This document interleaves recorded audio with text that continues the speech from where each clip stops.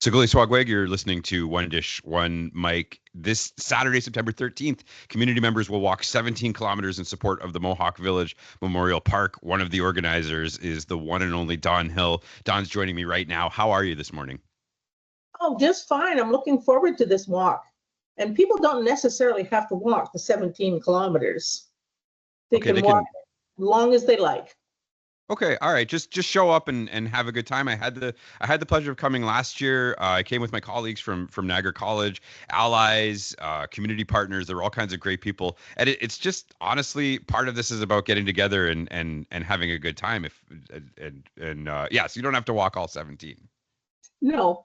And I think the major thing this year is that we are honoring John Dub Elliott, who passed away this past year in like January. And he was a very much an avid supporter of the walk because he's the one who ran away from the mush hole like over 30 times. And he always started off the walk. So we're going to have some displays of his life and stuff at the event as well. So people should come out and like you said, just enjoy themselves.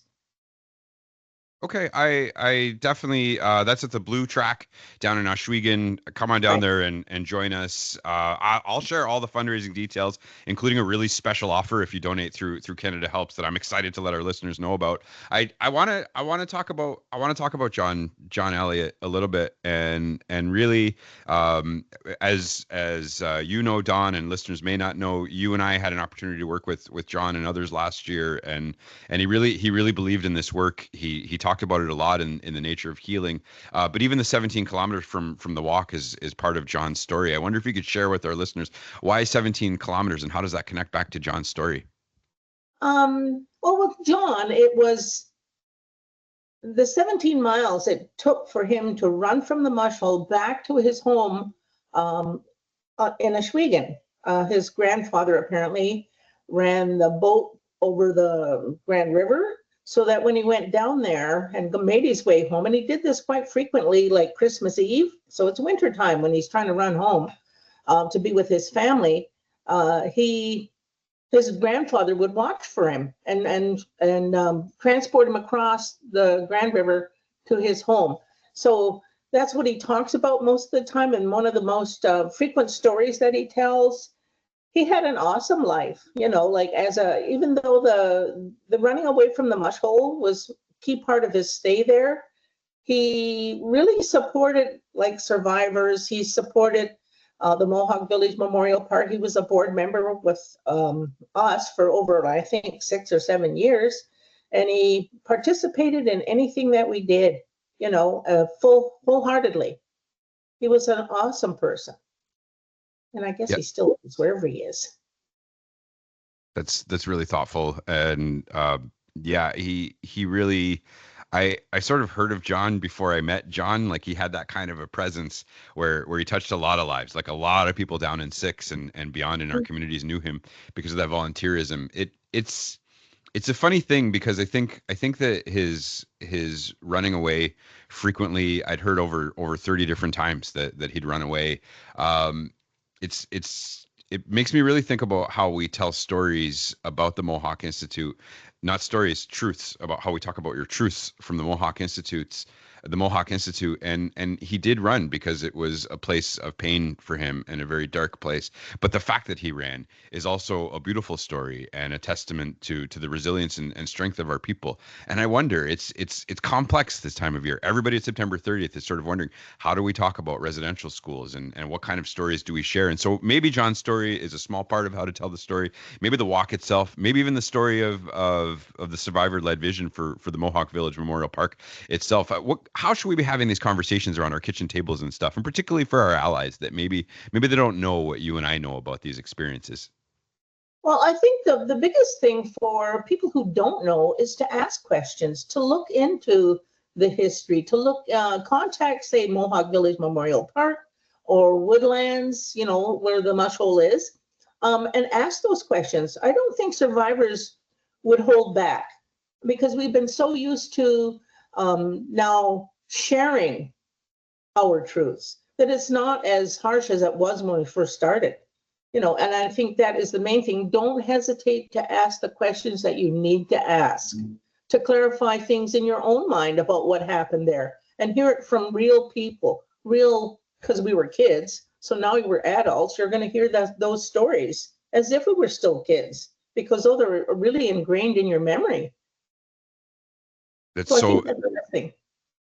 it's so well put, and I want to talk about the park and the walk and how to help raise funds for the walk. But before we jump over to that, I think something that came up when we were doing our project last year around the nature of healing and that amazing documentary that everybody needs to see, and we will give you a pro tip on how you can see it very easily in just a couple of minutes.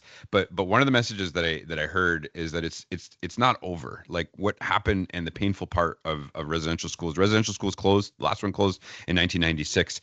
Some of the harm though, and I heard this from your sister Rob and from Diane and about how these systems of harm are still out there with our child welfare system and our education systems, and it's not the same. And I don't mean to liken the trauma that happens in our communities to the trauma that you would have felt as a survivor, but we still have to change as a society to make things better for our children. It's not fixed because the residential schools is closed, is kind of what I'm saying, and I think that's some of the messaging that I heard when we were working together last year. Well, it's like it's kind of hard to relate all of that stuff that you've just said. Um, it really impacts families. It impacts people, personal people. It also impacts a whole community, and that's just across Canada. When you think about all those things that transpired that we never knew anything about, and I think the biggest thing for people is to, if you really want to know about this dark history of Canada, then do your own research. There's a lot of articles out there now, there's a lot of movies, and these are true, I shouldn't say stories because it sounds like they're fictional, but they're not. When people tell their story, it's from their heart, their perception of what happened to them. And it really does impact just about everybody. Even people who didn't share that experience, they say, how come we never heard about that? Because you weren't meant to. And so to me, the biggest thing that you can do in support of residential school survivors is to listen, to look into it yourself. And part of that is also helping us put that memorial park in right beside the mush hole in Brantford. We've been working at it for almost 10 years, in memory of all the children that attended the residential school in Brantford. And a lot of those kids not a lot, kids came from right across Canada. We're talking BC, Alberta, Manitoba, mostly Ontario, some from Quebec. But you kind of wonder, how come that happened? Why were children taken from, say, BC or Alberta to be transported down here? I never figured that one out myself. But we know that they were there, and through the Northwest Territories as well. So you bring those children here for what reason, other than it was government mandated? And, I think part of here's an interesting thing. We applied to the government to help us put this memorial park in on behalf of all the children there. And they said they don't do that kind of stuff. Yet they were more than willing to put us in that school. So I really think it would be beneficial to their image even to help us with this park. If they're out there listening, maybe they should. It would be really something that would be better for their image. We know these things happened, but how about a little bit now, truth and reconciliation? How about some reconciliation now? That would be my take on it. And I think a lot of survivors think the same thing. Why are you not helping us now? I think one of the questions you also asked me was how they can contribute to this memorial park. Okay, we have a site on Canada Helps. You can go there. It also, if you go through Canada Helps, we can also send you the link to the documentary, The Nature of Healing. It's only good for that particular email address. They can't farm that out somewhere else. But if you had a gathering of people that you wanted to view this documentary, and it is very heartfelt. John's in it, Bud White-Eye's in it, who has also passed away. My sister Roberta, I'm in it as a minor role, and Charlene Bombury, who also tells from her perspective when the things started to change from our era to her era, where it was much more a relaxed, more environment. Those types of things where it had better food. When John tells us, I mean, things were pretty awful back then when you had to steal a chicken from the neighbor and eat it, to the time when Charlene, they had bacon and eggs for breakfast. We never saw bacon and eggs, and those types of things. They got to go to movies. They got to walk uptown in small groups and stuff. It was just a complete change. And I think part of that was now they're trying to get rid of the kids. They're trying to farm them out into the 60s scoop. Both my sister and I were part of that. And we got farmed out to north of Toronto. But you still want to come back to your community. And, those are the impacts of residential school. How many were out there, that didn't come home, that now don't even know who they are? That's one of the most harsh, I think, aspects of residential school. I'm glad you're sharing these truths. But I'm also glad that you're putting so much energy into the Mohawk Village Memorial Park, because I do think it's a survivor-led initiative. It's a beautiful concept that it gets talked about in the film. It's deeply interconnected with the nature of healing and the way the story is told. But I also love the idea of getting to see people and getting together with you this Saturday, September 13th at the Blue Track in Ohsweken. Can you talk about the walk for the park itself? We talked about it a little bit at the top, but maybe just remind listeners, how do we get to the walk? And then if we can't get to the walk, how can we make sure that we get some funds over to support this great work that you're doing? Okay, well, people don't have to come to the walk. You don't even have to walk. If you want to run, if you want to ride a bike, if you want to get together in your community and say, okay, we're going to have this walk in honor of, and do it where you are. It doesn't mean you have to come there. You don't even have to walk the 17 miles. I don't even think I can walk half that track now that I'm older. But if you can't, come there, it is a very nice gathering where people of a like mind can get together to celebrate, like sort of John's life, the whole impact of why we're trying to do this memorial park and raise funds for it. But even if you just want to walk around Ohsweken and come to the track after, it doesn't really matter. We have had people who say, well, I can't get there, but we'd like to walk in our community. And we think that's great. That is really good, because it's all about the memory of residential school, for one, all the runaways, and not only John, but there's lots of people who ran away, lots of kids who ran away. But John was the most prominent, and he was in the era before I was there. So he has different stories to tell about what they did than why he ran away. I know he was always punished, put in a little dark room for a couple days with a board on the floor and a slop bucket for a toilet. He talks about that in the documentary, but it never deterred him. He still wanted to get home on Christmas Eve to be with his parents. And that's one of the most things that he talks about, and why it was important to put this memorial park in there for everyone to enjoy, not just Six Nations or not just other First Nations communities, but all communities, non-Native communities. It will be a place of gathering, a place of peace, those kind of things that we need more of in this life. And when you think about all the other things that are, happening in the world, you need something that's quiet and peaceful. That's what we're working toward.